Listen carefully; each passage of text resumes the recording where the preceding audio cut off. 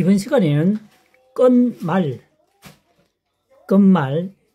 맨 마지막 부분이라는 의미죠. 한자어를 쉽게 분석할 수 있는 방법을 설명해 보도록 하겠습니다. 끝말입니다. 5급에 해당하는 한자어입니다. 선비사자가 보이죠? 윗부분에 선비사자가 보입니다. 아랫부분에 나무목이 보입니까? 나무목. 선비사, 나무목. 합체되어 있죠. 그래서 분리해보면 선비가 나무를 맞으면 끝장이라는 거죠. 갈 때까지 갔다는 얘기입니다. 과거의 선비는 하인들을 이용해서 농사를 짓거나 땔감을 마련하지 정상적인 선비는 노동을 하지 않았죠. 공자왈, 맹자왈, 책만 갖고 씨름하는 시대였습니다. 다시 말해서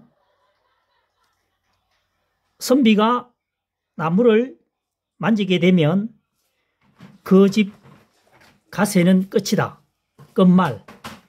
이렇게 외워도 되고요. 또 하나는 나무목입니다. 나무목. 나무목 위에 하나일이 되어 있죠. 나무 위에 하나가 긴 것을 따라가면 이 얘기입니다. 나무 줄기고 나무 가지인데 긴 것을 쭉 하나인데 길게 쭉 따라가면 어디가 나옵니까? 나무 끝지점이 도달하게 되겠죠. 그래서 끝말입니다. 끝말은 두 가지로 뭡니까? 학습할 수 있겠죠. 선비가 나무를 만지게 되면 나무를 하게 된다면은 그 집 가문은 끝이다. 끝말이 되겠고, 또 하나는 나무 위에 긴 가지라고 합시다. 긴 가지가 있는데 이것을 쭉 따라가면 어떻게 된다? 이 끝지점이 나온다는 거죠. 당연한 거 아닙니까? 출발점은 여기고요. 나무 줄기에서 가지를 쭉 따라가면은 이게 끝지점이 나온다는 거죠. 끝말 하면 되겠습니다. 이 끝말 한자를 기억하게 되면 여기에 관련되는 한자가 파생되어지는 한자는 학습하기가 굉장히 쉬워집니다. 그럼 직접 확인해 보는 시간을 갖도록 해보겠습니다. 없앨 말입니다. 없애다. 없앤다는 거죠. 제거해버린다는 얘기입니다. 1급에 해당하는 한자군요. 자, 요것은 뭡니까? 손수변입니다. 변이라고 하는 것은 좌측에 사용되는 부수죠. 그러면 우측에 사용하는 부수는 뭘까요? 방이라고 합니다. 방. 외우는 방법은 변방이라고 외우면 됩니다. 변방이라고 하는 것은 나라와 나라 사이의 경계선을 변방이라고 하죠. 지금 우리나라 같은 경우에는 뭡니까? GOP, 38선 뭐 이런 데 되겠죠. 해당이 되겠죠. 그 부분을 변방이라고 합니다. 자, 어쨌든 좌측에는 변이고 우측에는 방이죠. 손수변입니다. 그 다음 뭐죠? 끝말이죠. 끝말. 손끝으로 끝부분은 어떻게 합니까? 어떻게 합니까? 없앤다는 것이죠. 손으로 일을 하다가 마지막 부분은 깨끗하게 청소를 한다는 겁니다. 또는 채소와 나무를 캐어와서 뿌리 부분은 어떻게 합니까? 떼서 버리죠. 끝부분은 없앤다는 얘기입니다. 손으로 뿌리 부분 끝은 없앤다, 버린다. 없앨 말, 제거할 말이 되겠습니다. 그 다음 물거품 말입니다. 8획이죠. 8획이 아니고 8획이지만 1급에 해당하는 한자입니다. 물거품 말은 1급에 해당하는 한자입니다. 물수도 마찬가지로 부수가 좌측에 붙었으니까 물수변이죠. 물수라고 하면은 어떻게 됩니까? 정자가 이렇게 사용해야 되겠죠. 변과 방으로 사용될 때는 부수가 약간 변형이 된다. 이렇게 아시면 되겠습니다. 물거품 말은 어떻게 됩니까?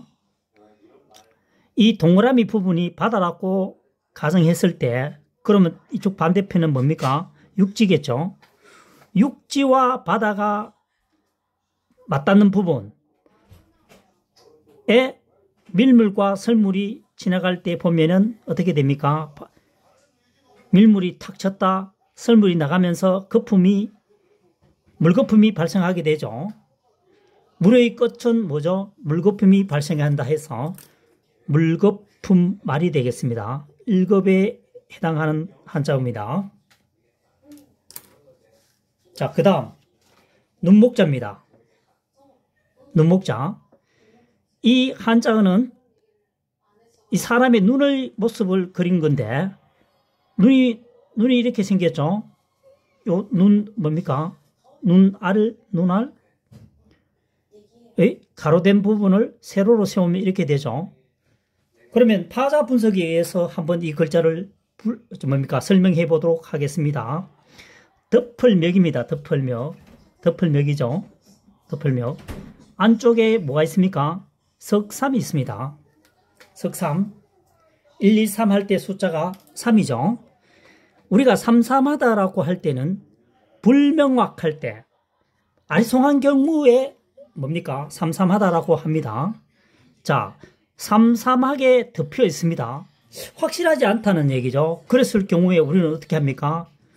눈으로 직접 확인하게 되는 거죠. 그래서 눈목입니다. 한자사랑의 2023년형 풀이 방법입니다.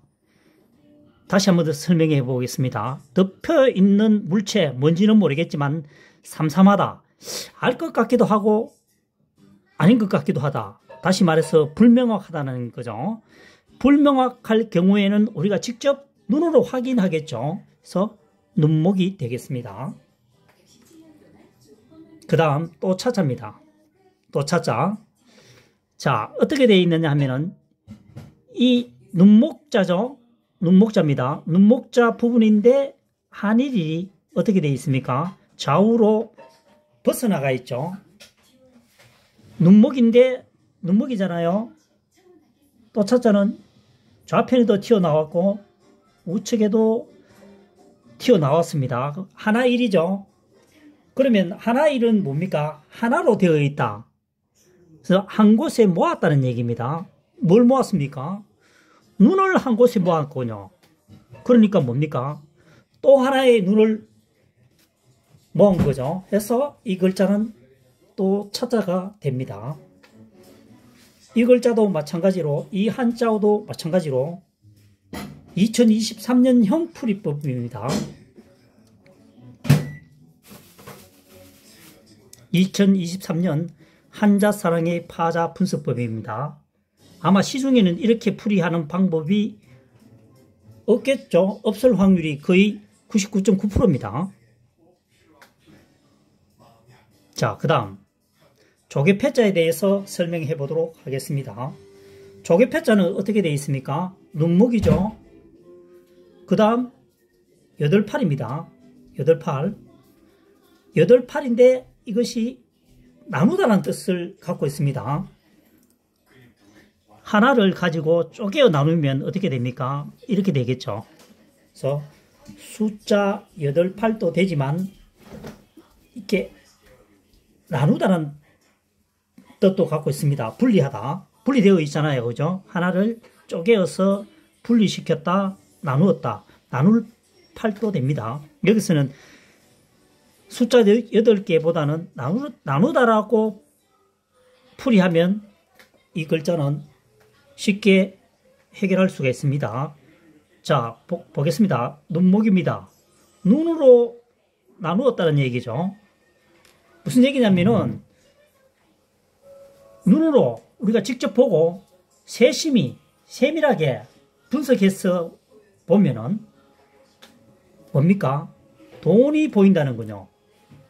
조개는 우리가 알고 있는 조개일 수도 있지만 화폐를 의미하기도 하고 실질적으로 과거에는 조개를 화폐로 이용하기도 했습니다.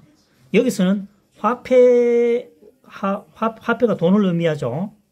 그래서 눈으로 세밀하게 나누어 보면 그냥 슬쩍 보는 것이 아니고 그 내용을 그 어떤 물체의 그 상황을 세밀하게 분석해 본다는 거죠. 그렇게 되면 뭐죠? 돈이 보인다는 거죠. 그래서 조개패, 돈패가 되겠습니다.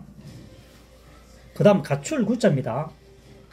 요것은 한번 지금 이 강의를 듣고 계신 분들이 한번 시간 내어 읽어보시죠. 자세히 설명이 되어 있습니다.